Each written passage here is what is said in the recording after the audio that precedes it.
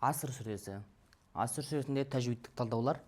Бисмилля. Бисмиллахир-рахманир-рахим. Бисмилля. Бізде не? Шәмсия. Бисмиллахир. Роға әрпіне кірдік. Не болады бізде? Ол шәмсия. Рахманир. Тағы да ро әрпіне кірдік. Шәмсия. Рахим. Тоқтасақ, мад арид. Егер жалғастыратын болсақ, рахими вәл аср деп оқып кеттім болсақ, ол кезде мад табиғи. Бисмилля. Вәл аср. Вәл аср. Вәл. Бізде лыға кірдік. Қамария. Аср. Мына р әріпі өзі кәсір емес. Бірақ тоқтаған кезде не? Біз р-ға сукун бердік. Енді қараңыз, өзінен алдыңғы әріп сот, өзінен алдыңғы әріп айн фатхалы. Демек, ро әрпін жуан қып тоқтаймыз. Вәл аср еместі. Вәл аср. Вәл аср. Аср деген сияқты қып. Яғни Алла Тағала асырға, заманға және сол заманда болып жатқан нәрсенің бәріне серт деп антышып бастайды. Не нәрсеге енді антышты? Яғни бұл үлкен нәрсені білдіреді бізде. Иннал инсана лафи хусру. Иннал. Кірдік. Бізде не ол? Қамария. Инса. Ихфа.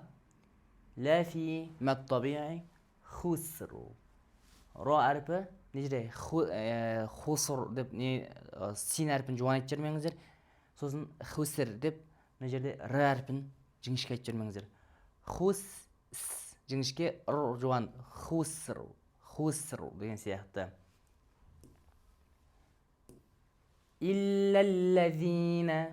Иллаллазина аману وعملوا صالحات وتواصوا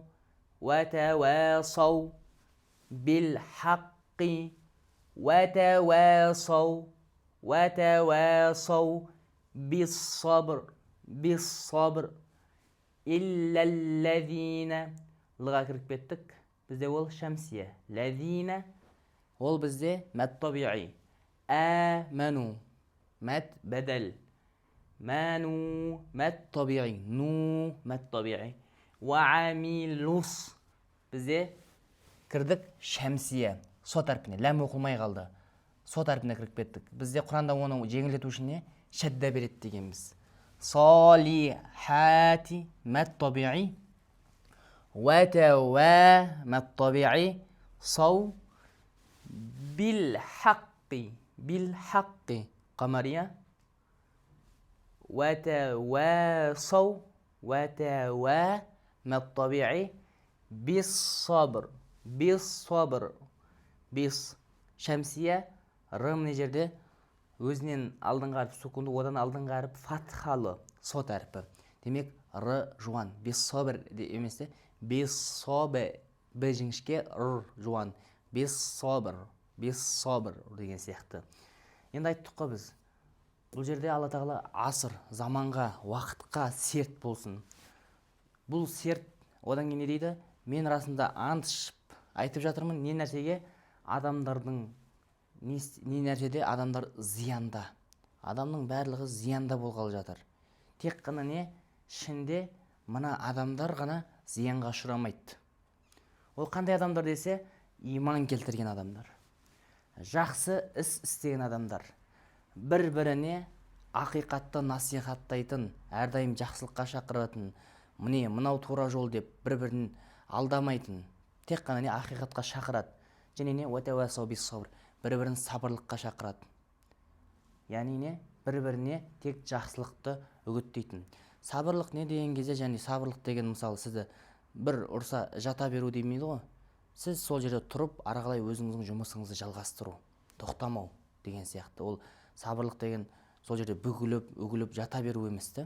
Сол сияқты бір-біріне қуаттайды, бір-бірін келген мұсибатқа, жаңағы қиындыққа сабыр сақтап, арақалай жұмысын жалғастырып деген сияқты көмек береді.